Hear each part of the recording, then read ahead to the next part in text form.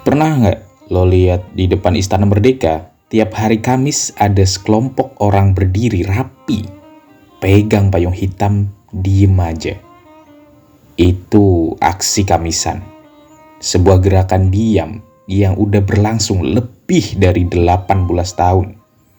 Nggak absen, nggak mundur, tetap berdiri meski hujan atau panas. Mereka bukan sekedar kumpul-kumpul.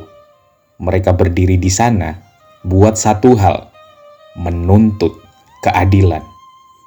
Ada banyak kasus pelanggaran HAM di Indonesia yang sampai sekarang nggak ada ujungnya. Korbannya hilang, keluarganya berjuang sendirian. Sementara yang berkuasa sibuk ngejaga citra.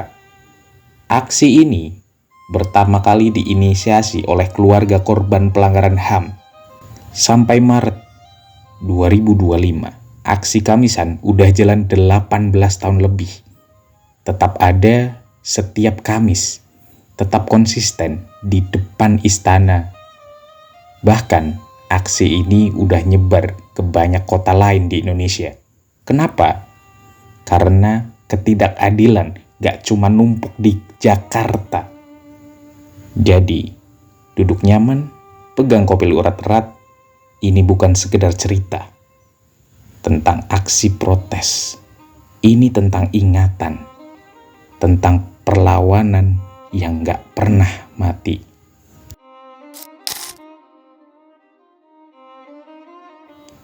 Lu pernah ngerasa gak sih? Ada banyak hal di negeri ini yang gak bener-bener beres. Kayak ada sesuatu yang ditutup-tutupin, tapi aromanya tetap kecium. Nah, aksi Kamisan itu lahir dari luka yang gak pernah sembuh. Kita balik ke 18 Januari 2007. Itu pertama kalinya sekelompok orang berbaju hitam berdiri diam di depan Istana Negara Jakarta. Nunjukin kalau negara ini masih gelap dalam urusan keadilan. Mereka adalah keluarga korban pelanggaran HAM berat di Indonesia yang udah capek dijanjiin macem-macem sama pemerintah, tapi realitanya nihil. Salah satu sosok yang jadi pilar dalam gerakan ini adalah Maria Katarina Sumarsih. Beliau bukan aktivis dari awal, bro. Ini ibu rumah tangga biasa sampai akhirnya anaknya, Bernardinus Realino Norman Irawan atau Wawan, mahasiswa yang ditembak mati dalam tragedi Semanggi I. Kebayang gak, anak yang dia rawat dari kecil, dididik buat jadi orang baik, malah mati di tangan aparat negara. Terus ada Suciwati, istri dari Munir Said Talib, aktivis HAM yang diracun di dalam pesawat tahun 2004. Munir ini bukan orang sembarangan. Dia yang berani buka-bukaan soal penculikan aktivis 98, pelanggaran HAM di Aceh dan di Papua, sampai kasus-kasus penculikan yang melibatkan aparat negara. Dia mati di atas udara, dan sampai sekarang dalang utamanya gak pernah benar-benar kena hukum. Suciwati gak tinggal diam. Dia ikut berdiri di Kamisan. Tapi lu tahu gak, aksi Kamisan bukan cuma tentang 1-2 kasus doang. Dari peristiwa 1965, ketika ratusan ribu orang dituduh PKI dan banyak orang yang dibunuh, disiksa, atau hilang tanpa jejak. Dari Tanjung Priuk 1984, ketika massa yang diprotes di masjid dibantai habis-habisan. Dari Talang Sari 1989, ketika kampung yang dihuni orang-orang yang dianggap radikal diserang, banyak yang tewas atau hilang. Trisakti Semanggi I dan II di tahun 1998 sampai 1999 ketika mahasiswa yang turun ke jalan minta reformasi malah ditembak mati. Dan dari kasus Munir tahun 2004 ketika aktivis HAM diracun, tapi dalangnya masih gelap sampai sekarang. Dan itu baru sebagian, bro. Aksi Kamisan ini akhirnya nggak cuma di Jakarta. Kota-kota lain mulai ikut gerakan ini. Dari Bandung, Yogyakarta, Malang, Medan, sampai luar negeri kayak Belanda dan Jerman. Pernah nggak lu mikir gimana caranya ngelawan ketidakadilan tanpa harus ribut-ribut? Sekelompok orang berbaju hitam berdiri diam di Istana Negara, Jakarta. Mereka nggak teriak-teriak, nggak bawa spanduk besar, cuma berdiri diam sambil memegang payung hitam. Simbol ini dalam banget, bro. Pakaian dan payung hitam melambangkan duka dan perlindungan. Sementara diamnya mereka adalah bentuk protes tanpa kekerasan.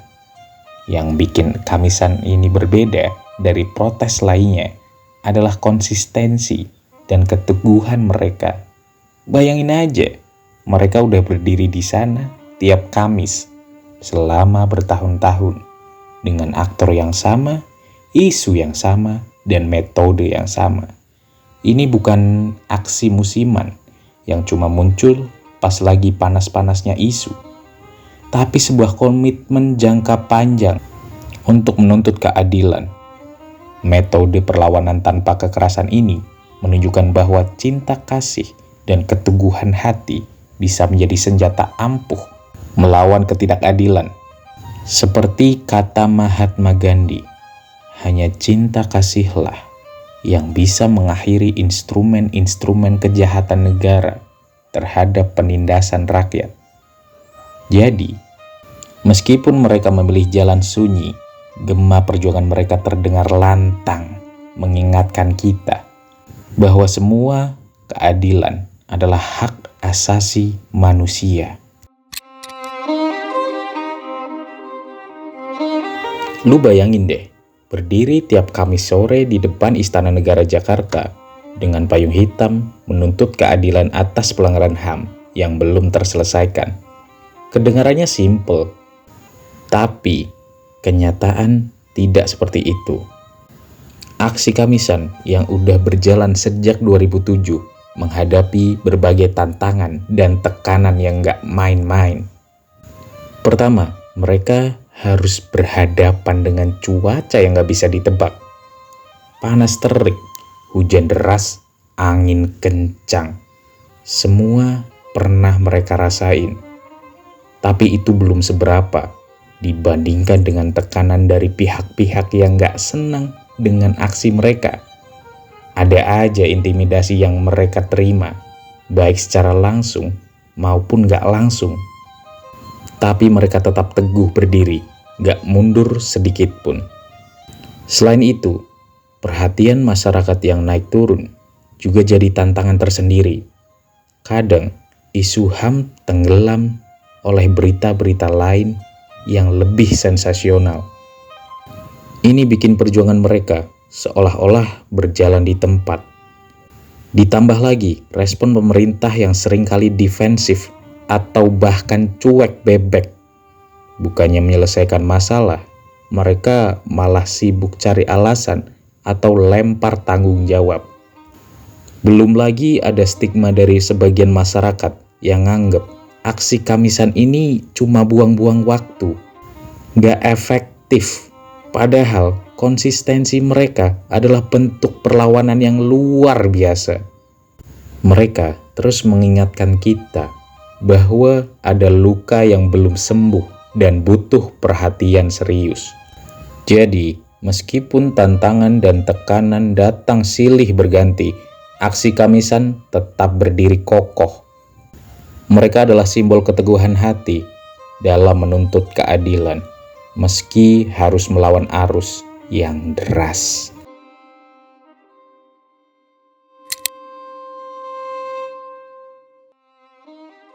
Lu tahu nggak, meski aksi Kamisan kelihatannya cuma sekumpulan orang berdiri diam tiap Kamis sore, dampaknya tuh nggak bisa dianggap remeh. Selama lebih dari 18 tahun, aksi ini berhasil jadi simbol perlawanan tanpa kekerasan yang konsisten di Indonesia. Mereka berhasil menjaga ingatan kolektif masyarakat tentang kasus-kasus pelanggaran HAM yang belum tuntas.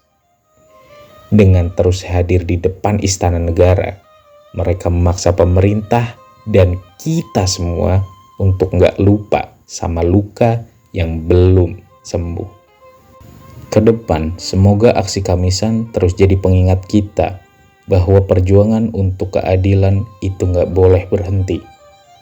Mereka ngajarin kita, meski suara kita kecil, kalau disuarakan terus-menerus, lama-lama bakal didengar juga.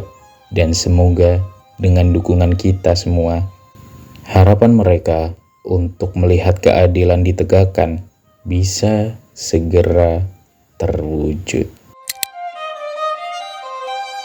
Kalau ada satu hal yang bisa kita pelajari dari aksi Kamisan, itu adalah konsistensi dan keberanian. Di tengah hiruk-pikuk politik, pergantian rezim, dan janji-janji yang sering cuma jadi angin lalu, mereka tetap berdiri setiap Kamis, setiap pekan, tanpa absen, tanpa lelah. Mereka membuktikan kalau ingatan bisa jadi bentuk perlawanan yang paling kuat, bahwa diam pun bisa berteriak lebih lantang dari sekedar kata-kata. Dan ini bukan cuma perjuangan mereka, tapi perjuangan kita semua. Karena kalau keadilan gak ditegakkan hari ini, besok bisa jadi giliran kita yang jadi korban.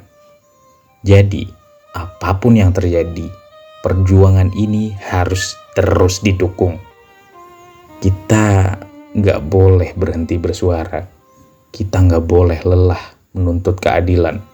Seperti yang selalu mereka tunjukkan di depan istana setiap Kamis, ingatan adalah senjata, dan kita harus tetap memegangnya erat.